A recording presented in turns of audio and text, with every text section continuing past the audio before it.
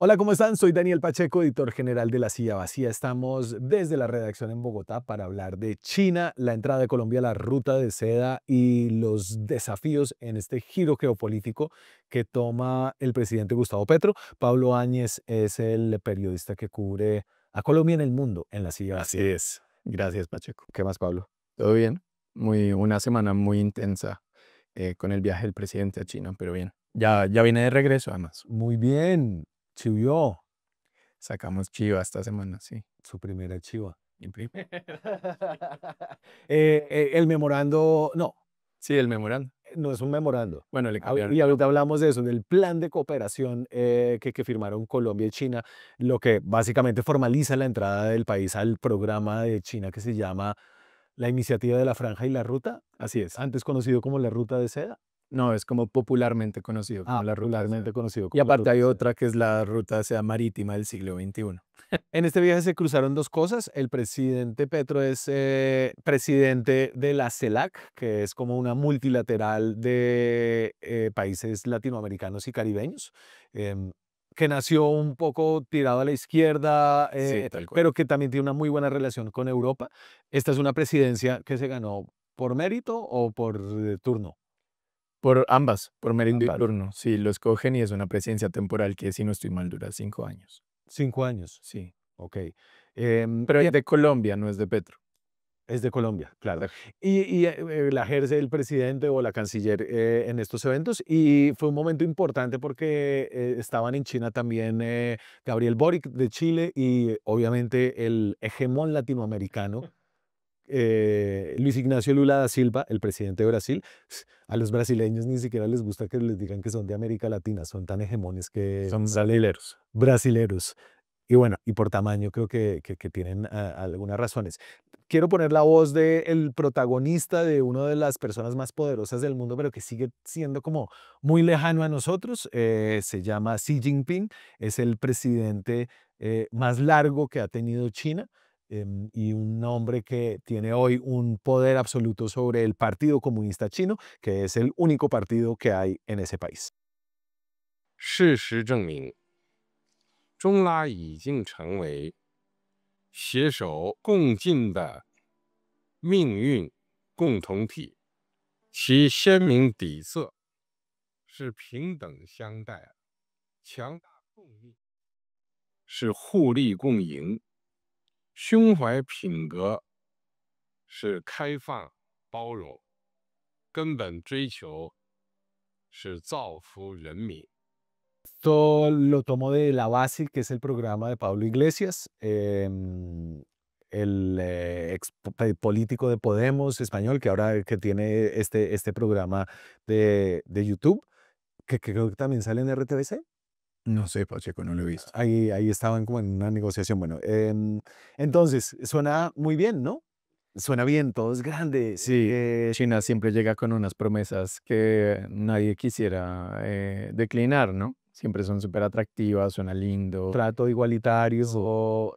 Como esta nueva apuesta por el multilateralismo desalineado de Estados Unidos, ¿no? Y Sí, es como el mismo Petro lo decía en su discurso, ahorita vamos a oír unas palabras de eso, de la horizontalidad, de hablar con el sur global, de que esta idea de que Colombia es el centro del mundo, como el corazón del mundo, ¿no?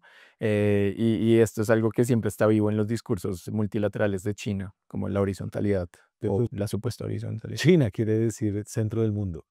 Sí, Pues, de verdad es que ahí está un tercio de la humanidad, sí. el otro tercio está en la India y el otro tercio somos todos los demás. Em, eh, Hablemos y separemos como las avenidas de lo que estaba pasando en China. Entonces, por un lado, el tema multilateral con la CELAC y por el otro lado, la ruta y la seda, que es un tema más bilateral entre Colombia y China. A propósito de la presidencia de la CELAC, está Petro y esta imagen es bonita sobre la muralla china, una de las obras de ingeniería más impresionantes que hay, de las pocas que se ven desde el espacio, hablando sobre el rol de su presidencia. En primer lugar, soy presidente de la CELAC. La CELAC es la Comunidad Económica de Estados de América Latina y el Caribe. En última sesión fue elegido presidente y desarrollo su agenda que comienza por una cumbre, CELAC China, luego vendrá CELAC Europa. Hemos solicitado al gobierno de los Estados Unidos que se haga la cumbre CELAC Estados Unidos. Tiene como objetivo, por su posición geográfica, ser el corazón del mundo social, político, económico. Y en esto Colombia juega todavía un papel muchísimo más de corazón del mundo, porque su condición interoceánica con Panamá nos permite cruzar. Entonces, el corazón del mundo está en América Latina. Petro está en la presidencia. Petro es el presidente del corazón del mundo. Y más allá de esto, donde como que siempre llegamos a él, es una plataforma como de unidad latinoamericana que se inauguró en China, que también quiere llevar a Europa y quiere llevar a Estados Unidos, y que ocurre en un momento como de mucha turbulencia global. Y Sí. es interesante eso que está pasando. Sí, bueno, no, realmente ahí lo que está buscando Petro y lo que siempre ha buscado en estos últimos 3 años en el exterior es como que él sea como casi un segundo Lula, ¿no? Hay como un choque, supuestamente me dicen gente adentro de la Cancillería entre Lula y Petro justamente por eso, y es que Petro quiere empezar a conectar a toda América Latina a través de la CELAC, pero también a través de Colombia, incluso llegando hasta el extremo de pensar em, de que Colombia debería empezar a gestar como un tipo de Unión Europea latinoamericana, ¿no? Pero gran Pero colombiano. gran colombiano, ¿no? Entonces que se llame Unión Gran Colombiana y ahí metamos a Argentina, Brasil, ¿no? Sí, Es un plan que pues es muy interesante, pero además es muy grande, ¿no? Es como, es idealista, es grandilocuente, entonces, pues sí, hay una apuesta muy interesante por parte del presidente para llegar a través de la CELAC a esto. Ahí el problema es la capacidad de convocatoria que tiene realmente la CELAC, ¿no? sí, y yo creo que ahí se abre como la discusión acerca de qué significa realmente la promesa del multilateralismo que ofrece China, Mm. ¿no? Y entonces hay un análisis que es un poco el análisis desde las democracias liberales de Occidente, que internamente obviamente tienen muchos problemas actualmente. Uno principal para su legitimidad, bueno, tal vez dos. El primero es la guerra en Gaza Ujú. y la manera desmedida en la que Israel respondió a la agresión de ese 7 de octubre. Van más o menos 50.000 muertos en los últimos días, han sido 100 en bombardeos, en una utilización de la fuerza que creo que viola todas las leyes internacionales, ¿no? De proporcionalidad, Así es. están frenando la ayuda humanitaria, atacan a hospitales, niños, mujeres, etcétera, y tienen el poder, el respaldo de Estados Unidos, de Europa y de sus socios europeos, que está dando un poco el argumento de que hay unos derechos humanos que en el caso de Gaza generan como un problema de doble discurso y de hipocresía, ¿no? Sí. Em, por el otro lado está esta idea de que hay una fuerza multilateral contraria en donde todos podemos ser más iguales, pero donde hay grandes dudas de que en realidad es como un club de amigos de China, y de países que pueden hacer lo que quieran pasándose todas las reglas, como Rusia que invade a Ucrania, como Corea del Norte que mata de hambre a la gente, como Irán que quiere construir un poder nuclear. Sí, exacto, sí. Pues realmente, como hablábamos ahora, estamos como en un momento de quiebre en la forma en la que el multilateralismo se ha dado en el mundo, ¿no? Entonces, por un lado, como bien decías, está como el bloque occidental y lo que queda, digamos, del sistema de la ONU, por Sí. ejemplo, que países incluso como Colombia han pedido la reforma del Consejo de Seguridad, que porque entonces en el Consejo de Seguridad todo el mundo veta todo, entonces no se puede llegar a nada, ¿no? Y está como tambaleando este sistema más clásico y se abre entonces la oportunidad de que otros países como los BRICS empiecen a integrar a sus socios regionales, ¿no? Sí. Desde América Latina, África, alrededor de China, el sudeste asiático, y se crea como todo este eje que, pues, que se denomina el sur global, pero pues claro, con sus particularidades como las que dices de quiénes son los líderes que encabezan este otro nuevo multilateralismo. Entonces, entrar a ese multilateralismo, pues yo creo que Estados Unidos además se está retrayendo, ¿no? Entonces nuestro socio principal está en retirada, Claro. nos pone aranceles, ya no somos tan especiales, nos reduce la plata de cooperación, y está cada vez menos interesado en interactuar como con sus aliados en el mundo. Y al mismo tiempo, pues los chinos están evidentemente acercando su mano poderosa financieramente, Sí, y su mercado interno enorme de 1.5 millones de personas, creo que son 1.4. sí, miles de millones de personas, miles de millones de personas. Exacto. Sí, la ruta de seda ya tiene años, además. Tiene Hay años. más, si no estoy mal, hay 150 países con Colombia ya inscritos. En la región, Brasil no está, a pesar de ser un gran aliado de China, porque Pero tiene un acuerdo especial. tiene un acuerdo especial, o sea, Es básicamente como estar, pero no aparecer en el mapa, ¿no? exacto. Y México no está, supongo, por su cercanía a Estados Unidos, no sé qué tanto se jugaría en eso. Y luego seguiríamos nosotros, que teníamos una gran cercanía con Estados Unidos y nos jugamos eso, pero pues Petro le apostó a esto y pues utilizó la cumbre de la CELAC casi como pretexto para irse a firmar este memorando allá. Entonces, un poco más de imágenes, creo que estas imágenes son bellas, imponentes de China y de la relación en la que entra Colombia con el Partido Comunista que lidera Xi Jinping.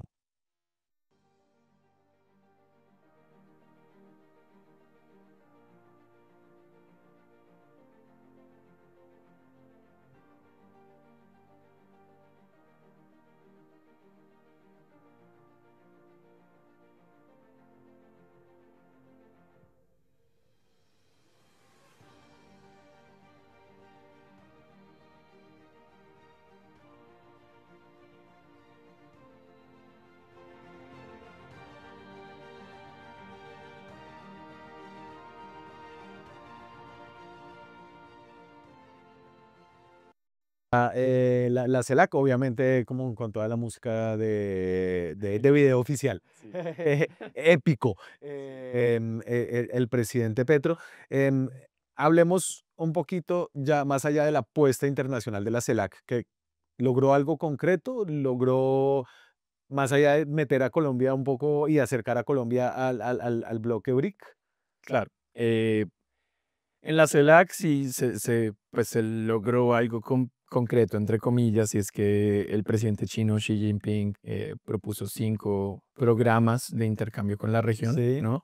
Ahí habla de intercambios políticos, entonces hay unos cupos para que políticos latinoamericanos visiten a políticos chinos, hay otros cupos más culturales y educativos en términos de becas, idiomas, etcétera. Pero el centro de todo es que ofreció una línea de crédito a la región de América Latina y el Caribe por 9.000 millones de dólares. Esto es aparte de lo que Colombia hizo con la ruta de Sí. seda, no esto es solo en la cumbre de la CELAC. Y como digo, ahí Petro se reunió con Lula y Boric, se reunió con Xi Jinping aparte, hubo agendas de un par de ministros que pudieron cuadrarlas en el momento.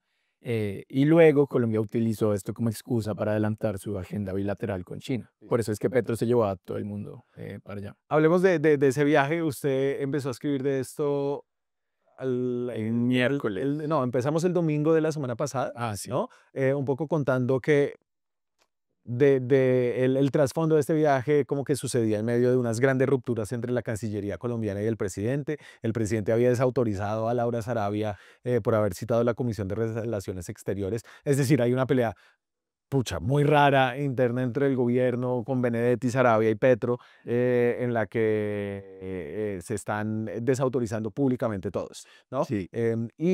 El documento y la negociación del documento de la ruta de seda no la lideró Cancillería. De hecho, se hizo de espaldas a Cancillería. Sí, exacto. Sí, ahí la pelea sigue, ¿no? Lo que cuentan todas las fuentes con las que hablé en la comitiva y cercanas a la comitiva en China es que todo ha sido caótico, digamos, el desenlace no parece ser tan caótico, pero en la entrada fue muy caótico, ¿no? Y el memorando, pues se venía hablando desde octubre del año pasado, hubo como pues se venía hablando desde hace rato. Duque además intentó ir, ¿no? Sí, entonces Duque tuvo una visita de Estados Santos también. Sí, Los chinos han querido que Colombia entre. pero ninguno de los dos fue capaz, ¿no? Claro, Petro tomó como el salto de fe, ¿no? Creo pues Duque fue allá con todos los gremios, que es un gran contraste como con la visita que hizo Petro antes y que hace ahora, en donde no hay, sobre todo la de ahora, cero sector privado. Cero. Ahorita estaba viendo casualmente que en el marco de la cumbre CELAC, Lula y Boric llevaron empresarios brasileños y chilenos. Lula hizo un foro que era como Foro Empresarial Brasileño China-Brasil, ¿no? Sí. Y se llevó a 200 empresarios brasileños para que abrieran también como negocios en China. Boric se llevó, creo que fueron 60, leí, y Petro no fue con ninguno. Petro fue con su comitiva porque iba a hacer otra cosa aparte. Bien, ¿no? entonces siguió un poco en ministros, y esos ministros como estaban de pelea interna entre Cancillería, Gobierno, no era claro, Cancillería no quería entrar a la ruta de seda, claro, Sarabia venía haciendo acercamientos con Estados Unidos. Justo eso, y es que la Cancillería, desde la tensión que tuvimos entre Petro y Trump el 26 de enero, lleva adelantando como toda una agenda para tener la mejor relación posible con Estados Unidos. Con los gremios. Sí, fue hace poco el ministro de Defensa, fue la ministra de Justicia a Washington, el embajador García Peña se ha reunido con un montón de gente allá para evitar pues lo que creemos que se viene, que es la certificación antinarcóticos. Entonces la Cancillería no quería que, pues más allá de que Colombia entrara o no a la ruta de seda, quería que no fuera como algo tan tajante, ¿no? Entonces por eso modificaron el nombre del memorando de entendimiento a plan de cooperación. Pero Petro además, Petro le dijo que era una carta de intención. claro, Petro inicialmente tampoco era claro que Petro supiera que estaba entrando a la ruta de Claro. seda, porque aquí en Bogotá le dijo como que él lo que iba a hacer era firmar una carta de intención que tendrían que ratificar futuros presidentes. Claro. Y al final terminó siendo una entrada sin dudas a la ruta de seda. Sí, yo no sé si es que Petro no supiera o no, quizás fue adrede también. Me dicen algunas fuentes que quizás fue como algo un poco más dilatado para que nos armara toda la conversación en Colombia antes de la firma, ¿no? Porque incluso nosotros no sabíamos, ¿no? No era claro si era una carta de intención, si iba a ser a futuro, ¿no? Y después nos despertamos una mañana con anuncios de presidencia, cómo entramos a la ruta de Si no estaba negociando Cancillería, ¿quién estaba negociando el documento? el Ministerio de Comercio. El Ministerio de Comercio, que Además, además está ahí con la salida de Reyes, entre Cielo Rusín, que ahora entra Diana, ¿te acuerdas del apellido? ayúdenme, chicos, una googleada, la nueva ministra de Comercio. Sí, la liberal. Pero bueno, Diana Morales, sí. pero entonces esto se negoció con una ministra encargada, que es una abogada constitucionalista, Y estuvo allá con Petro. que no sabe, pues, que en principio el comercio exterior y las relaciones internacionales no eran como su fuerte. Ajá. Y en presidencia, donde un poco está Armando Benedetti y la directora del DAPRE, Angie Rodríguez. Sí. Quien termina firmando esto, sin embargo, es Laura Sarabia. Ahí voy.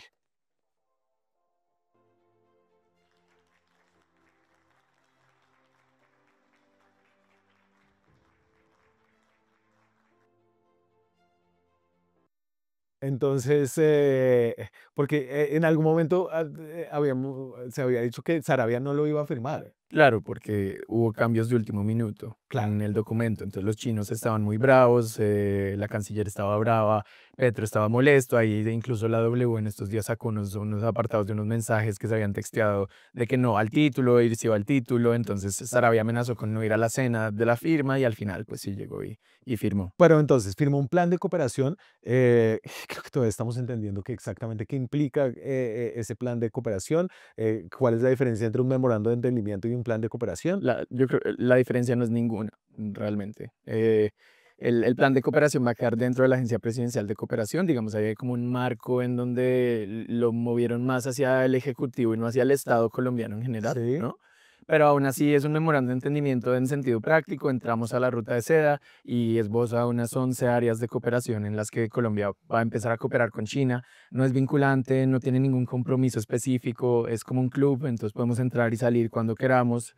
Incluso ya teníamos buenas relaciones con China antes de entrar a la ruta de seda, ¿no? Ya teníamos negocios. Entonces, pues realmente aquí lo que hay es como una intención, es una carta de buenas intenciones, ¿no? De buenos. Claro, pero que envía una señal política Muy grande. muy grande. Hablando de negocios, entonces, hablemos de negocios un segundito. esta es la balanza comercial y pensándolo como entre China y Estados Unidos, a mano izquierda Estados Unidos, a mano izquierda China.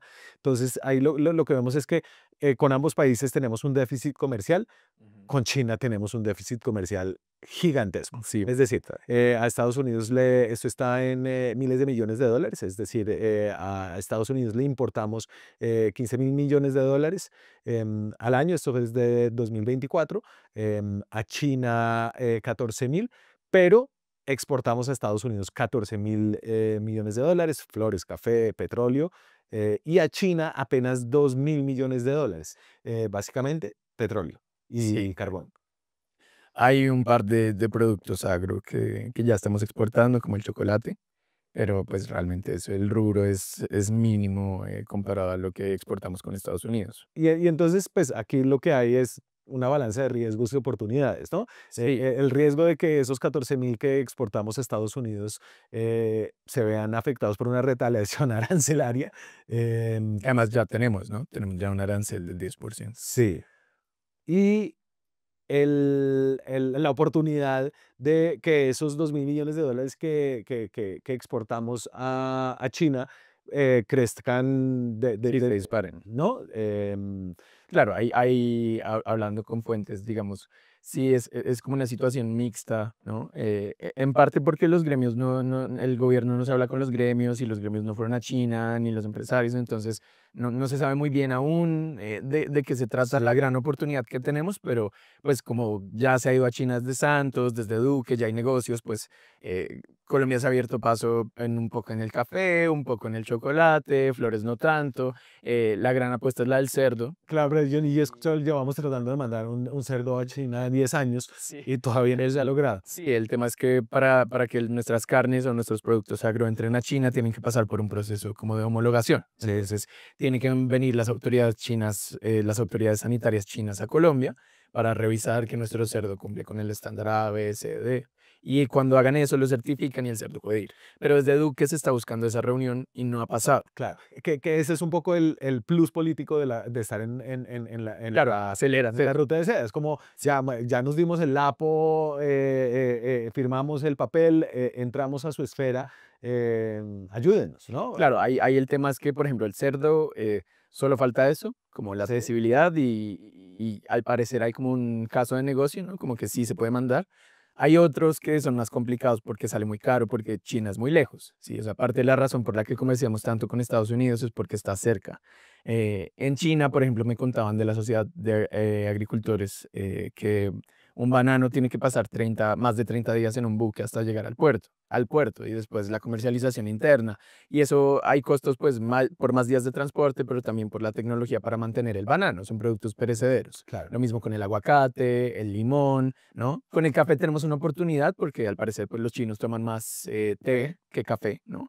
Pero al parecer como con la apertura del mercado cada vez toman más café, ¿no? Sí. Entonces pues no es el mayor mercado como en Estados Unidos que todo el mundo toma café, pero está aumentando y Colombia tiene una oportunidad ahí también.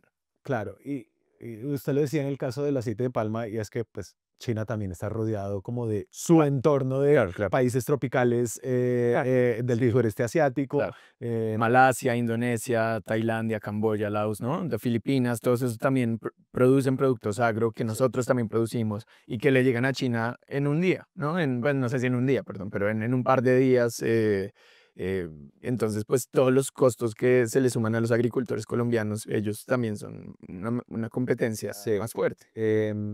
Además de la integración, un poco de las oportunidades comerciales, el presidente lo tocó en un pedazo de su discurso, lo voy a poner acerca como de una integración tecnológica. Y Sí, yo creo que ahí hay riesgos en la integración tecnológica, pues por los antecedentes de la manera agresiva en que como sectores yo no sé si son directamente de la inteligencia china o asociados a la inteligencia china, como que han desatado campañas de ciberespionaje y hackeo alrededor del mundo. Entonces, hay que pensar si queremos algo concreto entre CELAC y China, en qué fibras ópticas deberían llegar del Asia hacia América Latina y viceversa, y recorrer el Pacífico de América Latina y América en general y sobre todo el Asia también. No existe esa troncal hasta donde yo sé. Y en concreto, a través de materiales se puede juntar las civilizaciones, porque la fibra óptica lleva un contenido que en tiempos de la inteligencia artificial es ni más ni menos el conocimiento humano ha acumulado, tanto el histórico como el actual. Mucho será del futuro. Entonces, yo no sé si no existe ese cable interoceánico del Pacífico. Lo que pasa es que ese es el océano largo, ¿no? Sí, es la otra, cuando vemos el mapa es la otra mitad. Sí.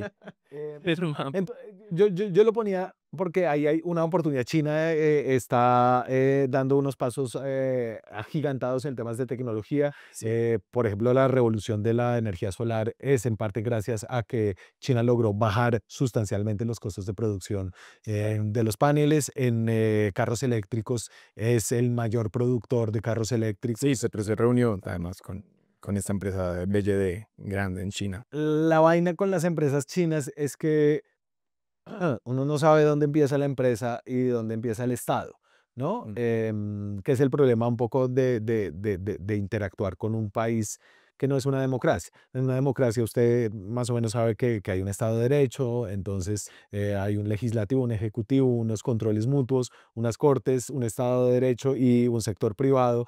Y Apple, por ejemplo, tiene unos litigios enormes en Estados Unidos porque no quiere dar datos de sus usuarios que pide el gobierno que le dé, ¿no? En el caso de las compañías chinas, están obligadas por ley a compartir sus datos con las agencias de inteligencia. Entonces, ahí hay unas preocupaciones. Claro, hay preocupación de datos. Sí, es verdad. Digamos, con Huawei particularmente lo que pasa es que la gente acusa a Huawei de que es una compañía del gobierno chino. El gobierno chino no tiene propiedad en Huawei según lo que Huawei ha anunciado múltiples veces, ¿no? No tienen stocks en Huawei ni parte de, pues no son parte dueños de Huawei, pero sí es verdad que hay leyes en China que requieren que las empresas de cualquier tipo, sean del gobierno o no, pues compartan sus datos con el gobierno, ¿no? Entonces, pues ahí hay como hay un problema que se podría volver engorroso para Colombia de ciberseguridad. Por ejemplo, entonces Huawei está aplicando ahorita a entrar en la nube pública colombiana, ¿no? Claro. Entonces es una nube pública que hoy manejan Oracle, Amazon, Google y Microsoft. Sí. A través de un acuerdo marco que rige con compra eficiente. Están haciendo un nuevo acuerdo marco y Huawei es uno de los interesados en entrar. El gobierno quiere hacer las condiciones de este acuerdo marco para que haya una pluralidad mayor. Eso suena muy bien, pero cuando Huawei es el que tiene la nube pública y los datos de la superfinanciera están en la nube pública de Huawei, ¿hay alguna garantía de que el gobierno chino no puede entrar a mirar los datos de la superfinanciera? Mm. Sí, es una pregunta importante que hay que plantear siempre. Ayer que hablaba con representantes de la Fundación Carisma, que además estudian todo este tema como la ciudadanía, el acceso a datos, los derechos que tenemos los colombianos, pues igual planteaban la idea de que pues Petro quiere soberanía, ¿no? Sobre las comunicaciones, sobre la nube, para eso también quiere al parecer comprar un satélite chino. Brasil tiene 4, Pakistán tiene 16 de China, gracias a la ruta de seda. Pero pues como que plantean un poco la pregunta de si la soberanía igual la estamos entregando cuando la maneja cualquier otro país que no seamos nosotros, ¿no? Como no importa si es Estados Unidos, si es China, si es Brasil, si es Panamá, Sí. ¿no? Como que no tenemos la capacidad de manejar nuestros propios datos, igual tenemos que entregarlos afuera. Entonces hay una discusión interesante igual sobre qué es esta soberanía que busca el gobierno. Ujú. Voy a poner la reacción del gobierno de Estados Unidos. Entonces vino como de la oficina del hemisferio occidental, que es la parte de la Cancillería gringa encargada como de la región. Entonces Estados Unidos se opondrá enérgicamente a proyectos recientes y próximos desembolsos por parte del BID y otras instituciones financieras internacionales para empresas estatales y controladas por el gobierno chino en Colombia, al igual que en otros países de la región. Estos proyectos ponen en peligro la seguridad de la región. Los dólares de contribuyentes norteamericanos no deben utilizarse de ninguna manera por organizaciones internacionales para subsidiar empresas chinas. No lo dicen directamente, pero pues el metro de Bogotá está siendo construido por unas empresas chinas. En la licitación para la segunda línea del metro de Bogotá, las únicas que quedaron son consorcios, todos con participación de empresas chinas. Y el BID es financiador, no financiador, es prestamista de esos proyectos. Claro. Ahí, bueno, cabe la aclaración que lo que está diciendo Estados Unidos, lo que dice Estados Unidos ahí es que van a oponerse a los financiamientos de Estados Unidos en el BID, pero el BID no solo se financia a Estados Unidos, ¿no? Creo que es mucho, o sea, creo que es como un tercio, ¿no? Pero igual el BID va a tener como una capacidad de decisión sobre cómo eh, gestiona los recursos que tiene. El Además, BID. Petro le respondió a ese tweet, no sé si lo viste. No, el BID que queda en Washington. Sí. Sucede. Y que Claver Carón, que es como el enviado especial de Estados Unidos para América Latina, dirigió el BID unos años. Le tocó salir en medio de Sí. unos ruidos por una contratación interna que favoreció a una persona con la que él estaba teniendo como una relación. Sí, por ejemplo, leamos la respuesta de Petro, ¿no? Él dice, me parece correcto que la banca financiada por Estados Unidos no financie proyectos de lo que considera su competencia. Mi gobierno respetará ese principio. El gobierno de los Estados Unidos debe esmerarse en que las empresas estadounidenses liciten en los proyectos que el gobierno nacional va a abrir. Mi deber es garantizar transparencia. ¿Está bien? ¿No? Y eso lo hace respondiéndole a un comunicado de la alcaldía de Bogotá que habla sobre cómo ellos igual van a lograr mantener los recursos para la línea del metro. Ahí el presidente Petro pues está jugando en el vacío que está dejando el retroceso y el ensimismamiento como de Washington en su política de America First, ¿no? Sí. Si ustedes quieren negocios, pues liciten con sus empresas. Aquí licitamos, abrimos unas convocatorias públicas, que es una licitación, y ¿qué hacemos si la mejor oferta fue la China? Sí, esa es como la gran apuesta en términos de financiación que tiene el gobierno ahora con China, y es que si es mejor postor, ¿por qué no endeudarse con China, ¿no? Ahí hay un problema, lo de la trampa de la deuda. La trampa de la deuda es algo que se le ha criticado mucho a la ruta de seda, y es que los países en desarrollo, como Colombia, se endeudan mucho con China porque les ofrece unas líneas de crédito espectaculares y construyen infraestructura gigante, hablemos de puertos, aeropuertos, trenes, metros, etcétera. Y cuando no lo pueden pagar por X o Y razón, porque no tuvieron, no sé, el juicio financiero para hacerlo, entonces China tiende a o apropiarse del proyecto o a operarlo exclusivamente, ¿no? Ya en Perú, en el puerto de Chancay que abrieron hace poco, el puerto de Shanghái, que es como uno de los puertos más grandes sobre el Pacífico, que hizo una empresa china que fue a inaugurar Xi Jinping y que es como sí, el año pasado. una esa apuesta interoceánica del Pacífico, ¿no? Claro, y ahí el operador es COSCO Shipping, que es esta gran empresa china de puertos.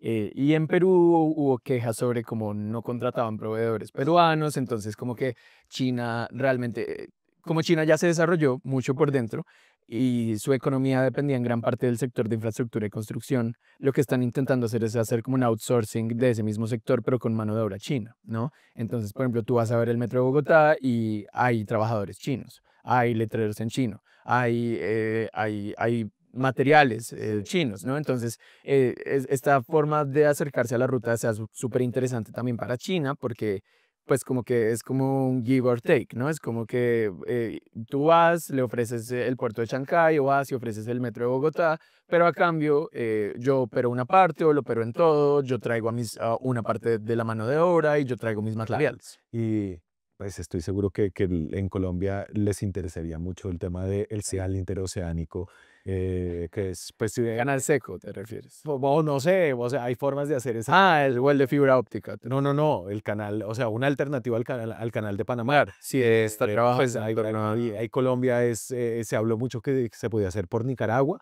que ese es pues, un proyecto estratégico. Los chinos piensan realmente a muchos años, a muchas décadas. Sus planes son de 5 años o de 10 años. Sí, sus planes son de muy, muy, muy largo plazo.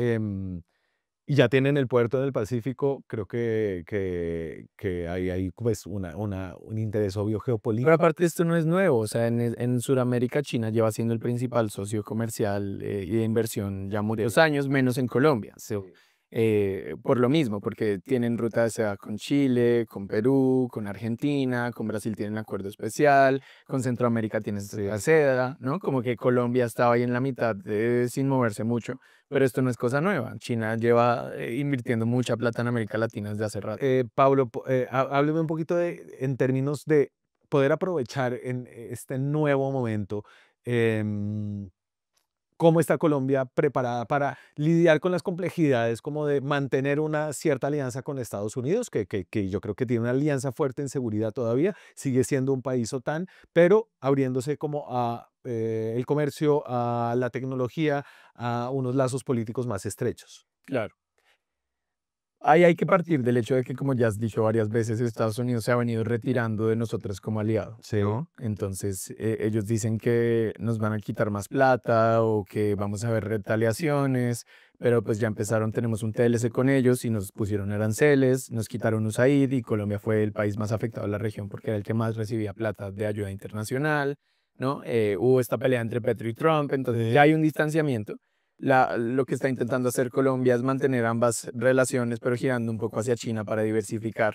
Ahí el reto es como, y el gran miedo que hay en Colombia en este momento, desde los gremios empresariales, desde algunos políticos, es que Estados Unidos reaccione. Y es como un león dormido que no se ha despertado, ¿no? Porque Trump está ocupado, está en su viaje de Medio Oriente, y no sabemos qué vaya a pasar cuando Colombia pase de las palabras bonitas, como el plan de cooperación, a un plan específico de infraestructura, a un plan específico de seguridad. Ahí lo clave en el corto plazo para Colombia va a ser la desertificación antinarcóticos. En el corto plazo la desertificación, ahí a una En amenaza. septiembre. Yo vi hoy en Infodefensa, que es un portal que tiene un periodista que se llama Eric Saumet, que los chinos habían ofrecido el jet. Lo que ya me parece como que lo aterriza uno a la idea de que esto puede ir un poquito más allá y que puede haber como unas intenciones con un contenido estratégico un poco más ambicioso, que es el de básicamente entrar a ser un socio en seguridad, lo que ya entraría como en las líneas rojas de Washington, Sí. ¿no? Sí, es que para Washington China es una amenaza de seguridad regional, ¿no? Entonces nosotros cumplimos con toda su lista de chequeo de estar como un país problemático, ¿no? Claro. Y en términos de comercio, de seguridad, de acercamiento a China, de migración, ¿no? Como esos 4 checklists los tenemos marcados. Pero en Colombia igual parece que ahora que veo que lo vas a mostrar, que se está abriendo la opinión pública hacia Lo voy a mostrar y aquí lo hice rápido, Cami, entonces no, déjalo sin nuestra ventana si quieres. Entonces, esta es una encuesta que hizo el Economist en países suramericanos. Entonces, la pregunta es, ¿usted cree que Estados Unidos, le hacen la pregunta doble, Estados Unidos o China respeta a los países latinoamericanos?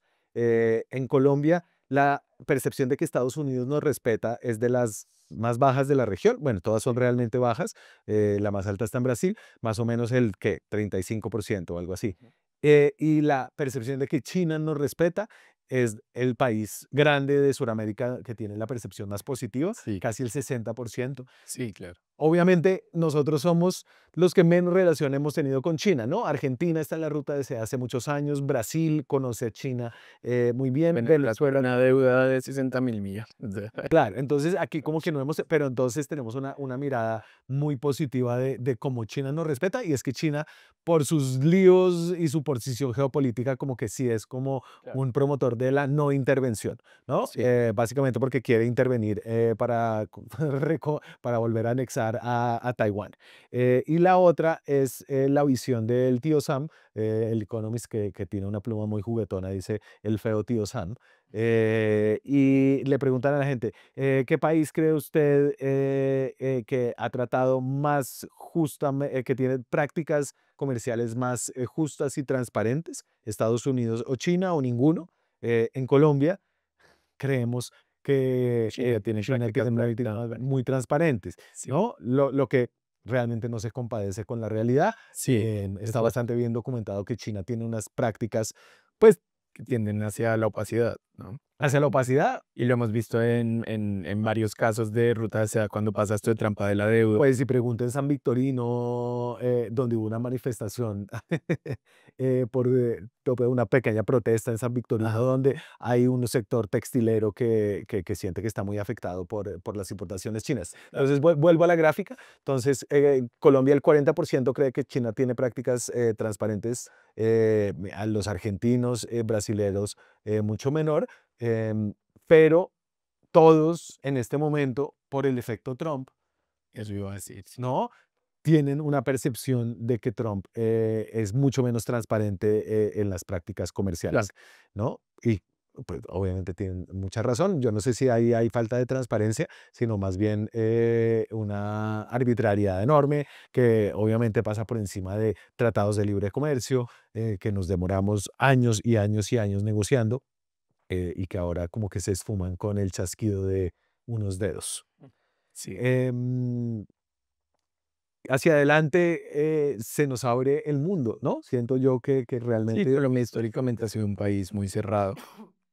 Tenemos relaciones, no es como que no las tengamos, pero es un país que ha estado como muy ensimismado también, muy en torno a mirar hacia el norte. sin mirar hacia el norte. Exacto. Entonces, estar en torno a Estados Unidos, apoyar las ideas de Estados Unidos. Esta es la primera vez que Colombia marca como un quiebre, un parteaguas grande en eso, sin querer romper con Estados Unidos tampoco. Sí, Y ahora lo que se viene es, de nuevo, es intentar pasar de las palabras a la acción, ¿no?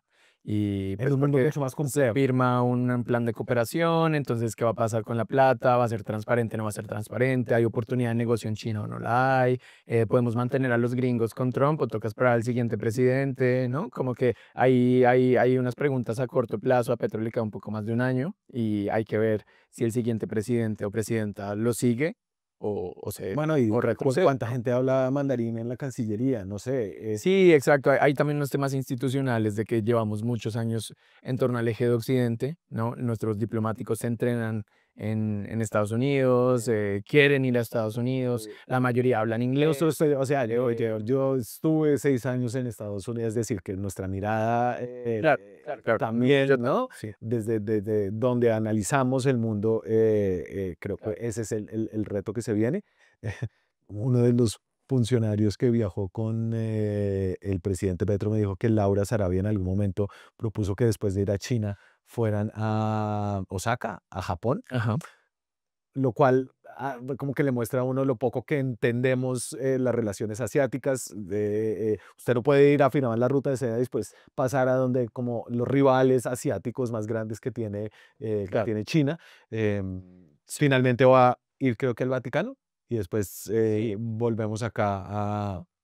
Sí, estaba saliendo de Shanghái hace poco, lo que pasa es que son muchas horas de más, pero van al Vaticano Sí. y después vienen para acá tal cual. Pablo Áñez cubre la posición de Colombia en el mundo. Gracias, Pablo.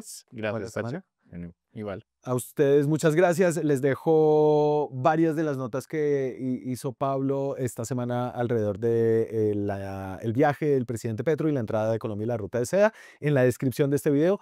Suscríbanse a nuestro canal, activen la campanita y nos vemos la próxima semana. Chao.